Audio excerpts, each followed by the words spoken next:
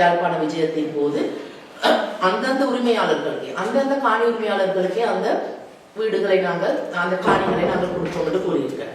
தொடர்பாக சுவிஸ் பயணம் இந்த உத்தியோக பயணம் தொடர்பாக உங்களோட கேட்குறோம். என்ன விடயம் தொடர்பாக இந்த பயணம் அமைந்தது உங்களோட சுவிஸ்?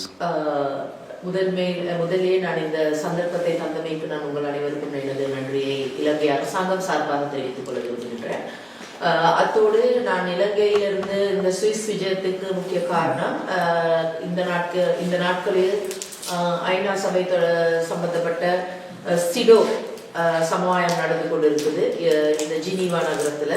அதுல ஒவ்வொரு நாள் இந்த 3ஆம் தேதியிலிருந்து பிப்ரவரி 3ஆம் தேதியிலிருந்து 21ஆம் தேதி வரையில் பல்வேறுபட்ட நாடுகளுடைய பெண்கள் சம்பந்தமாக குழந்தைகள் சம்பந்தமாக உள்ள பிரச்சனைகளை பற்றி பேசுவதற்காகவும் அந்த மனித உரிமைகள் என்ற வகையில் பெண்களுடைய சிறுவர்களுடைய உரிமைகளை தொடர்பாக பேசுவதற்காக அந்த இருக்கின்ற அந்த சமுதாயத்தில் கலந்து கொள்வதற்காகத்தான் நான் இங்க ஜினீவா இருக்கின்ற அந்த சிடோ மாநாட்டில் கலந்து கொள்வதற்காக நான் வந்தேன்.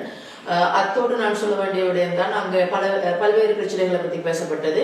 அதாவது 4 வருடத்துக்கு ஒரு முறை நாங்கள் ஒரு நாடு என்ற வகையில பெண்கள் தொடர்பாக குழந்தைகள் தொடர்பாக இந்த சிடோ மாநாட்டுக்கு அறிக்கை சமர்ப்பிக்க வேணும். அது மட்டுமல்லாமல் அது இருக்கின்ற 4 வருடங்களுக்கு ஒரு முறை வைக்கின்ற இந்த மாநாட்டில் நாங்கள் அரசாங்கம் என்ற வகையில கலந்து கொள்ளவும் தேவை. ஆனா இலங்கையில் இவ்வளவு காலமும் அதிகாரிகளை மட்டுமே அனுப்பிவிட்டு இவ்வளவு காலம் இருந்தார்களே தவிர அந்த அரசாங்கத்தில் இருக்கின்ற ஒவ்வொரு அமைச்சரும் பொறுப்பேற்ற சம்பவங்களை நாங்கள் கேள்விப்படையில. 1951ஆம் ஆண்டிலிருந்து நாங்கள் இந்த சமுதாயத்தில் உருவாங்கி இருக்கின்றோம். இதுதான் இலங்கையில முதலாக அமைச்சர் அந்த விடயம் தொடர்பாக சம்பந்தப்பட்ட அமைச்சர் ஒருவர் முதலாக இந்த மாநாட்டில் கலந்து கொண்ட சம்பவம் இது. அரசாங்கம் சார்பாக நான் அதற்காகத்தான் நான் வந்தேன். அந்த வகையில் தற்போதைய புதிய அரசாங்கத்தின் மீது சிங்கள மக்களும் சரி தமிழ் மக்களும் சரி தமது விருப்பை அல்லது நம்பிக்கையை வைத்திருக்கிறார்கள். நீங்கள் ஒரு மகளிர் அல்லது குழந்தைகள் அமைச்சர் என்ற வகையில் வடகிழக்கில் தற்போது குழந்தைகள் சிறுவர்களாக வேலைக்கு வீதியோர வியாபாரங்களில் ஈடுபடுகிறார்கள். குடும்ப வறுமை காரணமாக செயற்படுகிறார்கள். அந்த குடும்பத்தின் தலைமைத்துவம் இல்லாத காரணத்தால் அல்லது பெண்களின் வாழ்வாதாரம் சரியாக இல்லாத காரணத்தால் இவ்வாறு நிலைமை ஏற்படும். இது தொடர்பாக உங்களோட அமைச்சு என்ன நடவடிக்கை எடுத்திருக்கிறது? கட்டாயமாக நாங்கள் கலந்து கொண்ட சிடோ சமுதாயத்திலும் நாங்கள் வெளிப்படுத்த வேண்டிய ஒரு முக்கியமான காரணம் என்பதுதான் விமென் எம்பவர்மெண்ட். அதாவது தனித்தலைமைத்துவ குடும்பங்களுக்கு பெண்கள் தலைமைத்துவம் கொண்ட குடும்பங்களுக்கு அரசாங்கம் என்ற வகையில் நாங்கள் என்ன செய்கின்றோம் என்றது. அது மட்டுமல்லாமல் கல்வியிலிருந்து விடப்படுகின்ற கல்வியை இடைநிறுத்திட்டு வெளியேறுகின்ற மாணவர்களுக்கு குழந்தைகளுக்கு நாங்கள் என்ன வகையான தீர்வுகளை கொடுக்கின்றோம் என்றதை இந்த சமுதாயங்கள் கூட எங்களிடம் கேட்கின்றது. ஆகவே நாங்கள் புதிய அரசாங்கம் என்ற வகையில நாங்கள் சொல்ல வேண்டும். நாங்கள் இப்போ பொறுப்பேந்தி 3 மாதங்கள் தான் ஆகின்றது. இந்த 3 மாத காலங்கள் கூட எங்களுடைய அன்றகுமார திசாநாயக்க ஜனாதிபதி அவர்கள் கொடுக்கின்ற விடயம்தான் பாடசாலையிலிருந்து படிக்கின்ற எந்த ஒரு மாணவர்களுடைய கல்வி சுமையும் எந்த ஒரு தாய் தகப்பன் மீது போகக்கூடாது என்றது அவருடைய ஒரு அபிப்பிராயமாகத்தான் இருக்கிறது. ஆகவே தான் நாங்கள் சொன்னோம் இந்த பாடசாலை மாணவர்களுக்கு 6000 ரூபாய் அந்த கல்விக்கு தேவைப்படுகின்ற உபகரணங்களை பெற்றுக் கொள்வதற்கு 6000 ரூபாய் வழங்கப்படுது. அது மட்டுமல்லாமல் இம்முறையில் இருந்து ஆரம்பிக்கப்பட்டது பாதணிகளை வழங்குகின்ற பாடசாலை மாணவர்கள் இலங்கையில் இருக்கின்ற அனைத்து பாடசாலை மாணவர்களுக்கும் நாங்கள் பாதணிகளை வழங்குகின்ற வேலை திட்டம் ஒன்றை நாங்கள் உருவாக்கி இருக்கின்றோம். அது மட்டுமல்லாமல் இலவச சீருடை வழங்குதல், புத்தகங்கள் வழங்குதல், அது மட்டுமல்லாமல் காலை உணவு பாடசாலை மாணவர்களுக்கு காலை உணவு வழங்கும் திட்டம் கூட. சில வேளை தனக்கு காலை உணவை பெற்றுக்கொள்ள முடியாததன் காரணத்தால் மாணவர்கள் பாடசாலைக்கு வராத சந்தர்ப்பங்கள் கூட நாங்கள் பார்த்திருக்கின்றோம். மலையக மக்களாக இருக்கலாம், வடக்கு கிழக்குல இருக்கலாம், இணைய அந்த விவசாய குடும்பங்களிலா இருக்கலாம், மீனவ குடும்பங்களும் இருக்கின்றன. அது அனைத்திலுமே சில வேளை பாடசாலைக்கு காலையில் உணவு இல்லாததால் மாணவர்கள் உணவு கொடுக்கின்ற பிரச்சனைகளுக்காக வேண்டி நாங்கள் இந்த பணத்தை ஒதுக்கீடு செய்திருக்கின்றோம். இப்போ எங்களுடைய அரசாங்கம் கூறுகின்ற முக்கியமான விடயம் கிரீன் ஸ்ரீலங்கா என்ற அந்த புதிய வேலை திட்டத்தின் முக்கிய கருத்து என்பது அந்த பொருளாதார தாக்கம், அதாவது வறுமை காரணத்தால் எந்த ஒரு மக்களும் பாதிப்படையாமல் இருப்பதற்கு கட்டுக்காக்க வேண்டிய ஒரு காரணம். ஆகவே தான் எங்களுடைய அரசாங்கத்துக்கு எங்களுடைய அமைச்சரவைக்கு ஜனாதிபதி அவர்கள் எப்போதுமே கூறுகின்ற விடயம் வீண் விரயத்தை நிறுத்துவோம், அந்த வீண் விரயம் செய்கின்ற பணத்தை மக்களுடைய நலனுக்காக செலுத்துவோம் என்று.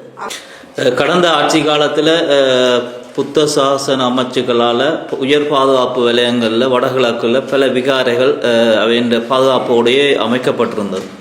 அப்போ இது தனியார் காணிகளில் அமைக்கப்பட்டதாக இப்போ அந்த காணி உரிமையாளர்கள் தங்களோட காணி என்று இன்னும் போராட்டம் கைதறி போன்ற போராட்டம் நடத்துகிறார்கள். நீங்கள் புதிய அரசாங்கம் இதுக்கான என்ன தீர்வு திட்டங்களை முன்வைக்க முயற்சி செய்கிறீர்கள்? ஆமாம்.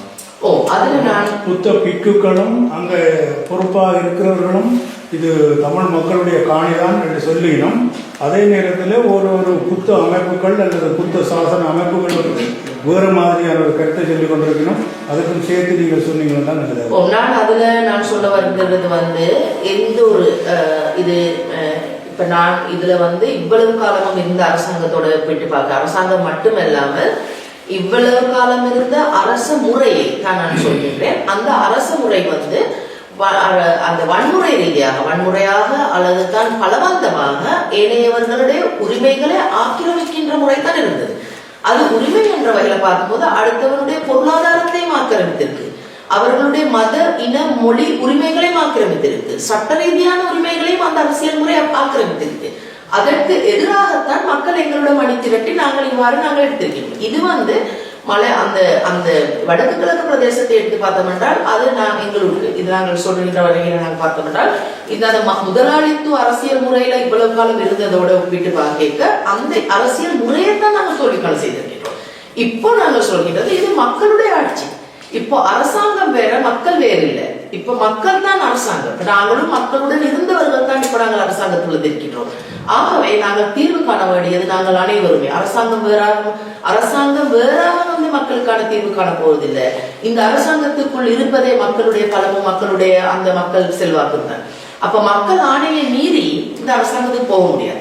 வடக்கு கிழக்கு இருக்கின்ற மக்கள் இம்முறை அதிக அளவிலான மக்கள் ஆணையை இந்த அரசாங்கத்துக்கு செலுத்தியிருக்கின்றார்கள். ஆகவே தான் ஜனாதிபதி அவர்கள் அண்மையில் யாழ்ப்பாண விஜயத்தின் போது அந்தந்த உரிமையாளர்களுக்கே அந்தந்த காணி உரிமையாளர்களுக்கே அந்த வீடுகளை அந்த காணிகளை நாங்கள் கொடுப்போம் என்று கூறியிருக்கிறேன். சரி, அதில் நான் முக்கியமாக கூற வேண்டும் என்ற இன்னொரு விடயம் தான் அந்த யுத்தத்திற்கு பிறகு பெண் தலைமைத்துவ குடும்பங்களாக இருந்தவர்களுக்கு முக்கியமாக அந்த பெண்களுக்கு அந்த காணி உரிமையை பெற்றுக்கொள்வது தொடர்பாக பாரிய பிரச்சனைகளுக்கு சட்டத்தின் முன் சென்று அவர்களுக்கு வாதாடுவதற்கு பணப்பலமோ அரசியல் பலமோ அல்லது சட்டத்தின் முன் அவர்களுக்கு ஆதரவோ இல்லாத நிலையில் இருக்கின்றார்கள். அது அனைத்துக்குமாக நாங்கள் ஒரு பெண்கள் அமைப்பு அல்லது நாங்கள் இந்த பெண்கள் சிறுவர்கள் அமைச்சு என்ற வகையில நாங்கள் வேலை திட்டங்களை உருவாக்கி இருக்கின்றோம். அது அரசாங்கத்துடன் தொடர்பு கொண்டு இந்த மக்களுக்கு அந்தந்த உரிமையாளர்கள் அன்றகுமார் திசாநாயக் அவர்கள் யாழ்ப்பாணத்து விஜயத்தின் போது கூறியவாறே அந்த காணிகள் யாருக்கு உரிமையாக இருக்கின்றதோ அவர்களுக்காகவே மீட்டுக் கொடுப்பதற்கான நடவடிக்கைகளை எடுப்போம் என்றதை கொடுக்கின்றேன். அதே மாதிரி இன்னொரு விடயம் சுருக்கமாக சொல்ல வேண்டும். இந்த இண்டஸ்ட்ரியல் ஜோன், அதாவது நாங்கள் சொல்லணும் என்றால் நாங்கள் அந்த புதிய பொறிமுறை ஒன்று இது அரசாங்கத்தின் இப்ப இவ்வளவு காலமும் கொழும்பை மையப்படுத்தி கொண்டுதான் அனைத்து அந்த தொழிற்சாலைகள் நிறுவனங்கள் அனைத்துமே இருக்கின்றது. அப்போ அந்த இருக்கின்ற பொருளாதாரம் வந்து விரிவடைந்து செல்லாது, ஏனைய பிரதேசங்களுக்கு விரிவடைந்து செல்லாது. கொழும்பில் இருக்கின்ற அந்த பொருளாதார வளர்ச்சி கிராமியப்புறங்களை வந்து அடைய இல்லை. அந்த கிராமியப்புறங்களில் இருக்கின்ற வறுமையை தீர்ப்பதற்காக அந்த வேலை திட்டத்தை நாங்கள் உருவாக்குகின்றோம். அந்த இண்டஸ்ட்ரியல் சோன், அதாவது தொழிற்சாலைகளில் நாங்கள் அனைவருமே அந்த கிராமியப்புறங்களுக்கும் எடுத்து செல்வதால் அந்தந்த பிரதேசங்களில் இருக்கின்ற மக்களுடைய வாழ்வு தரம் உயரப்படும். இல்லாவிட்டால் நெடுஞ்சாலைகளை மட்டும் அமைக்க வேண்டும், மக்களுடைய வாழ்வுக்கு பொருளாதாரம் வந்தடையாது. ஆகவே அந்த மக்கள் மயப்படுத்த வேண்டும், பொருளாதாரம் மக்கள் மயப்படுத்த வேண்டும், மக்களுடைய பங்களிப்பை இந்த பொருளாதாரத்தில் சேர்த்துக் கொள்ள வேண்டும். அதுவும் எங்களுடைய முக்கிய கருத்தாக இருக்கு. குறிப்பாக மகளிர் விவகார அமைச்சர் என்ற வகையில் தற்போது மகப்பேறு பெண்களுக்கு குறைவான குழந்தைகள் வடகிழக்கிலும் சரி இலங்கை தலை ரீதியிலும் பிறப்பதாக ஒரு கருத்து கணிப்பு சொல்கிறது. அந்த வகையில் அது தொடர்பாக அந்த அவைகளுக்கு சத்தூட்டல் சம்பந்தமான இந்த வேலை திட்டங்களை ஆரம்பித்தீர்கள். அதில் நான் சொல்ல வேண்டியது, இலங்கையில் பிறக்கின்ற குழந்தைகளின் 100 பேர் பிறந்தால் 16 பேர் அந்த சரியான நிறை இல்லாத குழந்தைகளாக பிறக்கின்றார்கள். இலங்கை இரத்த சோகையால் பாதிக்கப்பட்டிருக்கின்ற பெண்களின் 33% மலையக பெண்களாக இருக்கின்றார்கள். அப்போ ஊன போஷாக்குடைய குழந்தைகள் பிறந்து கொண்டிருக்கின்றார்கள். இப்போது பிறக்கின்ற குழந்தைகளுடைய உயரம் குறைவடைந்து கொண்டே இருக்கின்றது, அதாவது உடல் வளர்ச்சி குறைவு. இது எல்லாத்தையும் கணிப்பில் கொண்டு நாங்கள் கர்ப்பிணி காலத்தில் நாங்கள் சொல்கின்றோம், அந்த பிரசவ காலத்தில் அவர்களுக்கு மாதாந்தம் அவர்களுக்கு போஷாக்கான உணவுகளுக்காக குறைந்த வருமானம் உள்ள குடும்பங்களுக்கு நாங்கள் ஒரு நிவாரணம் கொடுத்து கொண்டு வருகின்றோம். அந்த நிவாரணம் என்றது இப்ப நாங்கள் கடந்த அரசாங்கம் அதை இடைநிறுத்தி கொண்டிருக்கிறோம். நாங்கள் மீண்டும் அதை ஆரம்பித்திருக்கின்றோம். அதற்கு பிறகு நாங்கள் பார்த்தோம்னா பாலர் பாடசாலைகளில் படிக்கின்ற மாணவர்களுக்கு அந்த குறைந்த வருமானம் உள்ள பிரதேசங்கள்ல பாலர் பாடசாலைகளில் படிக்கின்ற மாணவர்களுக்கு காலை உணவு, மற்றது அவர்களுக்கு பால், கால உணவுக்காக பாலும் உணவும் நாங்கள் கொடுத்து கொண்டு வருகின்றதுக்கான வேலை திட்டம் கொடுத்திருக்கின்றோம்.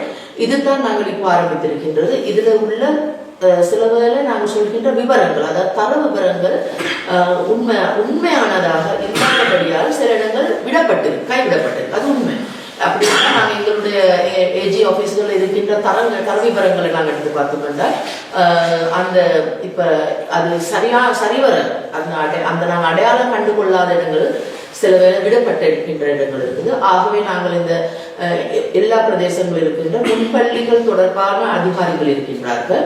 இந்த நாங்கள் சொல்கின்றோம் மிட்வைஃப், அதாவது பெண்கள் பிரசவங்கள் தொடர்பாகவும் இந்த சுகாதார அதிகாரிகள் இருக்கின்றார்கள். அவர்கள் அனைவருமே ஒரு இடத்துக்கு சேர்த்து இது ஒரு சேவை மட்டுமல்ல, தொழில் மட்டுமல்ல, தொழிலை தாண்டி உள்ள சேவை. ஆகவே வீடு வீடாக சென்று கணிப்பீடு செய்து அந்த கணிப்பீடுகளின் அறிக்கையை அரசாங்கத்துக்கு சமர்ப்பிக்க சொல்லி நாங்கள் கால அவகாசம் கொடுத்திருக்கின்றோம்.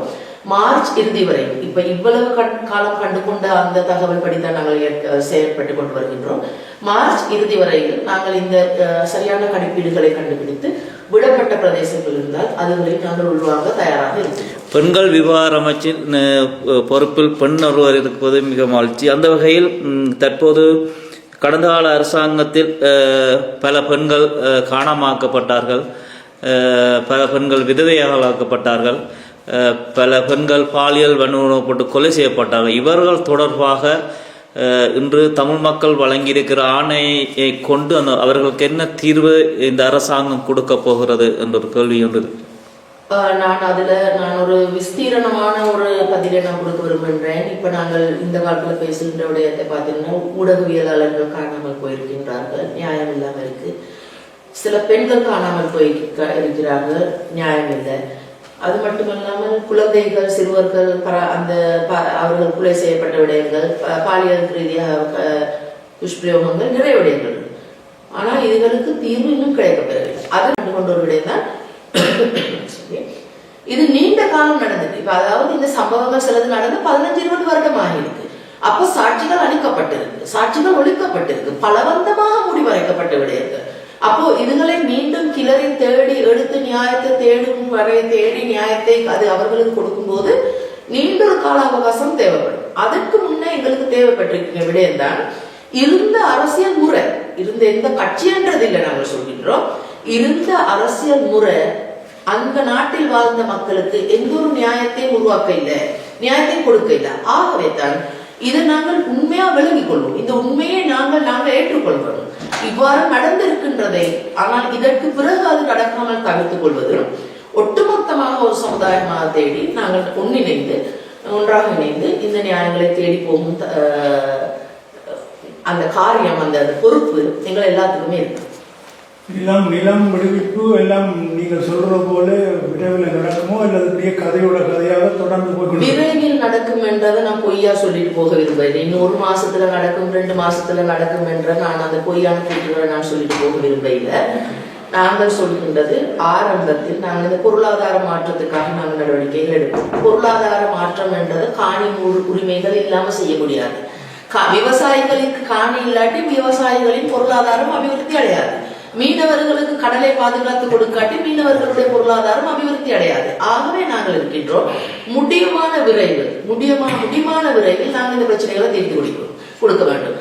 அந்த எங்களுடைய இலங்கை கடற்பிராந்திய வலயத்தில் உள்ள பாதுகாப்பை பலப்படுத்தி இலங்கை மீனவர்களுக்கு அந்த அந்த அந்த பிரதேசங்களில மீனவ தொழிலை மேற்கொள்வதற்கான உறுதியை நாங்கள் ஏற்படுத்தி கொடுக்க வேண்டியது அரசாங்கத்தின் பொறுப்பு. அதே மாதிரி அந்த வடக்கு கிழக்கு பிரதேசங்கள் மட்டுமல்ல, ஏனைய பிரதேசங்களிலும் இருக்கின்ற காணிகளை அந்தந்த உறுத்தாளிகளுக்கு பெற்றுக் கொடுப்பதும், விவசாய காணிகளை மிகவும் துரிதமாக நாங்கள் விடுவித்துக் கொடுப்பதும் கட்டாயம் ஒரு தேவைப்படுது. அப்போதான் விவசாயிகளின் வாழ்வு அபிவிருத்தி அடையும். அதே மாதிரி அந்தந்த பிரதேசங்களுடைய அவருடைய உரிமைகள் தொடர்பாகவும் அப்படித்தான் இருக்குது. இலங்கையை விட்டு வெளியேறி சென்றவர்கள் சிலவர்களுக்கு காணி இருக்கு, அந்த காணிகளின் அடையாளமே தெரியாத நிலையில் இந்த நாடுகளில் இடம்பெயர்ந்து வந்து அந்த புலம்பெயர்ந்து வந்த மக்களுடைய காணிகள் இருக்கு. அந்த காணிகளுக்காக வேண்டியும் நாங்கள் அரசாங்கம் என்ற வகையில நாங்கள் பதில் தேட வேண்டும். அது ஒரு நாள்ல 2 நாள்ல மாதத்துல 2 மாதத்துல நடக்கும் என்றதை நாங்கள் சொல்லல. நாங்கள் முடிவான வரை மக்களுடைய ஒத்துழைப்புடன் அதிகாரிகளுடைய ஒத்துழைப்புடன் நாங்கள் முன்னோக்கி செல்வோம் என்றதுதான். பொருளாதாரத்தை பற்றி சொல்லும் போது இப்போ உலகளாவிய ரீதியில அனுர அரசு எல்லா நாடுகளுக்கே நாடிக்கொண்டிருக்கிறார். அதே நேரம் உலகம் முழுவதும் இலங்கையர்கள் பெரிய மில்லியோனர்களா இருக்கிறார்கள். அவர்கள் தங்களோட முதலீட்டை போட்டு இலங்கையில முதலீடு போட்டு ஒரு தொழில் செய்கிறதுக்கு அவரோட முதலீட்டுக்கு உத்தரவாதம் என்ற கருத்து நிலவர்கள். அதுக்கு ஏதாவது செய்ய முடியாது. எங்களோட மக்களின் பொருளாதாரத்தை மேம்படுத்தி, அதாவது எங்களோட பணத்தை போட்டு பொருளாதாரத்தை மேம்படுத்திட்டு பிறகு போதாத கட்டத்துல வெளிநாடுகள்கிட்ட போகலாம். கட்டாயம் அதுல நாங்கள் உறுதியாக உத்தரவாதம் என்ற ஒரு மிகப்பெரிய ஆதாரங்கள் இருக்குது. இப்ப இவ்வளவு காலமும் இருந்த அந்த நான் அப்படி அந்த அரசு முறை கூட நான் சொல்ல மாட்டேன். யாராவது முதலீட்டாளர் வந்ததுண்டா 100% கமிஷன் அதிகாரிகளுக்கும் அரசியல்வாதிகளுக்கும் கொடுக்க தேவை இருந்தது கடந்த காலத்துல. அப்போ எங்களுக்கு நாட்டுக்கு எங்க நாட்டில் உள்ள அந்த முதலீட்டாளர்கள் வராம விட்ட விடயங்கள் மட்டுமல்ல, வெளிநாட்டு முதலீட்டாளர்கள் கூட வர இல்லை. இப்போது எங்கள் நாட்டுக்கு அந்த முதலீட்டாளர்கள் இணங்கி இருக்கின்றார்கள். நாங்கள் சொல்கின்றது எங்களுடைய அதாவது சரியான அபிவிருத்தி, எப்படி அபிவிருத்தி ஒரு இடத்தை மையப்படுத்தி இல்ல, அபிவிருத்தி நாள் முழுவதும் மையப்படுத்தி நம்ம நாட்டையும் பிரதிநிதித்துவப்படுத்தி நாங்கள் செய்ய போகின்ற போது அந்தந்த இடங்களில் இருக்கின்ற அந்தந்த வேலை திட்டத்துக்காக முதலீடு செய்வதற்கு முன்வந்த இலங்கையர்கள் நிறைய பேரை நாங்கள் கண்டறிந்திருக்கின்றோம். அதில் பணம் மட்டும் இல்லை, நாங்கள் அதையும் சொல்ல வேணும். நாங்கள் எங்கள் அரசாங்கம் முதலீடு என்பது நாங்கள் நம்புகின்றது பணத்தை மட்டுமில்லை, தொழில்நுட்ப முதலீடும் தேவைப்படுது. ஏனென்றால் எங்கள் நாட்டிலிருந்து வெளியேறி படித்த நிறைய ஒரு விஞ்ஞானிகளோ பொறியியலாளர்கள், வைத்தியர்கள், ஆளுநர்கள் நிறைய பேர் இருக்கின்றார்கள். அப்படி பார்க்கும்போது அவர்களுடைய அறிவு சார்ந்த விடயங்கள், அனுபவங்கள், தொழில்நுட்பம் என்றவையும் நாங்கள் முதலீடாகத்தான் பார்க்கின்றோம். சில இடங்கள்ல கோடிக்கணக்கான பணத்தை செலவிட்டு வெளிநாட்டாளர்களை, வெளிநாட்டில் உள்ளவர்களை, வெளிநாட்டு அந்த தரம் சார்ந்த நிபுணர்களை நாங்கள் இலங்கைக்கு வரவழைத்திருக்கின்றோம். அந்த பணத்தை வீண்விரயம் செய்திருக்கின்றோம். அப்படி இல்லாம நாங்கள் இந்த நாட்டுக்குள்ள ஹான்ஸ் ஜெய்சிங்க நாங்கள் பார்த்தோம்னா இந்த பொறியியலாளர்களாக இருக்கின்ற பல்வேறு துறைகளில் துறை சார்ந்த நிபுணர்களாக இருக்கின்றவர்களே எங்கள் அருண்குமார் திசாநாயக்கர் அவர்களுடைய ஆலோசகர்களாக எடுக்க சேர்க்கப்பட்டு இப்போது ஒரு புதிய ஒரு மாற்றத்தை நாங்கள் பணத்தை மட்டுமல்ல முதலீடு என்று நினைக்கின்றோம், அறிவையும் தொழில்நுட்பத்தையும் நாங்கள் முதலீடாகவே மதிக்கின்றோம். இலங்கை அரசாங்கம் இப்போ தெளிவாக இருக்கின்றது, இலங்கை நாட்டவர்களுக்கு இலங்கையில் முதலீடு செய்வதற்கு இடமளிக்க வேண்டும் என்ற இடத்தில் இருக்கு. நீங்கள் உலகத்தில் எந்த இடத்திலிருந்து நீங்கள் சம்பாதித்திருக்கலாம், நீங்கள் அனுபவங்களை பெற்றிருக்கலாம், தொழில்நுட்பத்தை பெற்றிருக்கலாம், அது அனைத்தும் எடுத்துக்கொண்டு இலங்கைக்கு வந்து உங்களுக்கு சுதந்திரமாக முதலீடு செய்து தொழில்களை ஆரம்பிக்கலாம் என்ற உறுதியை நான் கொடுக்கின்றேன். நீங்க சொல்லிட்டீங்க, இப்ப சொல்றீங்க உலகளாவிய ரீதியில் இந்த பயங்கரவாதம் இருக்கிறபடியால் இந்த பயங்கரவாத சட்டத்தை உடனடியாக வெளியேற்ற முடியாதுன்னு சொல்றீங்க, அப்படித்தானே? இல்ல அதுல நான் சொல்றது நான் அப்படி என்ன இது பாருங்க, நீங்க இப்படியே சொல்லி கொண்டுதான் இன்னும் 5 வருஷம் போகும் வரைக்கும் இதை சொல்லி கொண்டு நான் சொல்றதை நான் நடந்தால் பரவாயில்லை. இல்ல நான் சொல்ற நாட்டுக்குள்ள உருவாகிற இந்த தீவிரவாதமோ என்றது பயங்கரவாதம் என்றதே இல்லை. உலகத்துல இருந்து இங்க நம்ம போல எங்களை போல ஒரு நாடுகளுக்கு தாக்கங்கள் நடக்கலாம். இப்ப நான் பாக்குறேன் தானே. அப்போ நான் எங்க நாட்டுக்குள்ள உருவாக்கப்படுகின்ற எங்க நாட்டுக்குள்ள அந்த தீவிரவாத சட்டத்தை நான் அதை பத்தி நான் சொல்லினேன். அப்படி தீவிரவாதம் இலங்கைக்குள்ள உருவாக்கம்ன்றது இல்ல நான் சொல்றேன். இல்லை நான் சொல்றது அது நான் ஓப்பனான மைண்டை நாங்க பார்க்கணும். ஏனென்றால் நாங்கள் கண்டுகொண்ட விடயம் இது உலகத்திலே எல்லா நாட்டுகளுக்கும் இந்த அச்சுறுத்தல் இருக்கு. இனி அப்படி பார்க்கும்போது அந்த சட்டத்துக்குள்ள தன்னுடைய தேசத்தை நாட்டை பாதுகாக்கிறதுக்கான நடவடிக்கைகள் இருக்கலாம். அது மக்களை பாதிக்காது, நாட்டுக்குள்ள உள்ள மக்களை பாதிக்காம. அது ஒரு தமிழ் மக்கள் மத்தியில் ஒரு சரியான கருத்து கொண்டு இந்த பயங்கரவாத தடை சட்டம் என்பது பெரும்பாலும் தமிழ் மக்கள் தான் இது அமுல்படுத்தப்படுகின்ற ஒரு கதை. கடந்த கால அரசாங்கம் அதை மேற்கொண்டிருந்தது. அப்ப அது திருத்த சட்டங்கள் எடுக்கப்படும். அதாவது இது தமிழர்களை இவ்வளவு காலம் இருந்தது தமிழர்களை தாக்கம் செய்து இருந்திருக்கலாம். ஆனா நாங்கள் இதை நாங்கள் உருவாக்கின்றோம். ஏனென்றால் இப்போது இருக்கு நாங்கள் இப்ப தமிழர்கள் சிங்களவர்கள் முஸ்லீம்கள் இல்ல பாதிக்கப்பட்ட இடத்துங்களை நாங்க பார்த்திருக்கோம். சிலவர்களை கைது செய்திருக்கிறாங்க, கைது செய்யப்பட்டிருக்கு. ஊடகவியலாளர்களை கூட குடும்பங்களை கைது செய்யப்பட்டிருக்கு. இப்படி நிறைய விடயங்கள் இருக்கு. அதுங்களை நாங்கள் கருத்துக்கொள்ள வேண்டும். அதாவது அப்படி இந்த பயங்கரவாத தடை சட்டத்தை முன்வைத்துக் கொண்டு ஊடகவியலாளர்களையோ ஏனையவர்களையோ அப்படி கைது செய்வதற்கான நடவடிக்கை இல்லை. ஏனைய நாடுகளில் ஏதாவது ஒரு சந்தர்ப்பத்துல பாதிப்புகள் வந்தால் அதற்கான ஒரு பாதுகாப்பு பொறிமுறையாகத்தான் வைத்து உங்களுடைய அரசாங்கம் இன பிரச்சனைக்கான தீர்வுன்றத முன்னுரிமையாக கொடுக்காமல் இலங்கையில் இருக்கிறதான பொருளாதாரம், அதாவது நீங்கள் சொல்ற மாதிரி கம்யூனிஸ்ட் அந்த ஒரு பேஸ் அடிப்படையான ஒவ்வொரு மக்கள் அந்த நாட்டில் வாழ்ற ஒவ்வொருத்தருடைய பொருளாதாரத்தை மேம்படுத்த வேண்டும் மட்டும் நீங்கள் சொல்றீங்க. அப்படி பார்க்க இன்றைக்கு புலம்பெயர்ந்து இருக்கிறது அதிகமாக தமிழர்கள், அவர்களிடத்துல அதிகமான பொருளாதாரம் இருக்குது. ஸோ நீங்கள் அந்த ஒரு இன பிரச்சனைக்கான தீர்வை கொடுக்கின்ற பொழுது உங்களுக்கு தேவையான பொருளாதாரம் தானாகவே வந்துடும் இல்லவா? அது சம்பந்தமா உங்களோட கருத்து? நான் மணிக்கணும் நான் மறுபடியும் சொல்றேன். இதுல ஒரு பாகுபாடாக இனம் வேறாக நாடு வேறாக பொருளாதாரம் வேறாக பார்க்க கூடாது, பார்க்க வேண்டாம் என்று நான் ஒரு வேண்டுகோள் இருக்கின்றேன். இந்த நாடு ஒன்று நாட்டுக்குள்ள இருந்தால் தான் மக்கள் என்னதான் உருவாக்கப்படும். அப்போதான் இனங்கள் அதுக்குள்ள வாழலாம். பொருளாதாரம் என்றது அதுக்குள்ள உருவாக்கப்படும். அப்போ இது ஒட்டுமொத்தமாக நான் சொல்றது ஒரு இலங்கை என்ற அடிப்படையில நாங்கள் இது ஒன்றாக சேர்ந்து பார்ப்போம்.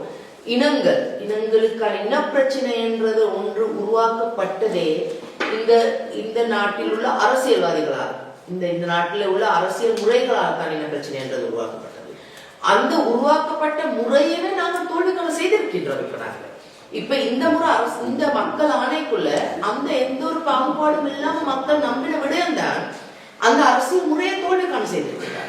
அப்போ நாங்கள் ஒட்டுமொத்தமாக நாங்கள் சொல்கின்றது இந்த உரிமை அனைத்து அந்த அடிப்படை உரிமைகள் சட்ட ரீதியான பொருளாதாரமாக பாதுகாக்கப்படுகின்ற மக்கள் அந்த நாட்டுக்குள்ள இனங்களுக்கு இடையிலான பிரச்சனையே கிடையாது.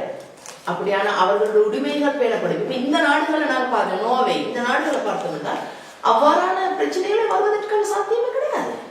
ஏனென்றால் மக்களுக்கு அந்தந்த உரிமைகள் எனக்கு பணம் இல்லாவிட்டால், எனக்கு பொருளாதார வசதி இல்லாவிட்டால் நான் எப்படி என்னுடைய இனத்துக்காக நான் என்னுடைய அடையாளங்களை, உடை நடைபாவனைகளை, என்னுடைய கலாச்சார உரிமைகளை, என்னுடைய கல்வி, என்னுடைய மொழி என்பதை நான் பாதுகாத்துக் கொள்வதற்காக எனக்கான அடையாளம் ஒன்றுமே கிடையாது. அப்ப நானும் சொல்றது அந்தந்த மக்களுக்கு தனக்கு சுதந்திரமா வாழக்கூடிய ஒரு நாட்டை கட்டியிருப்போம். அதனை தொடர்ந்து அதற்கு பிறகும் ஏதாவது பிரச்சனைகள் இருந்தால் நாங்கள் ஒன்றாக சேர்ந்து தீர்வுகளை காண்போம்.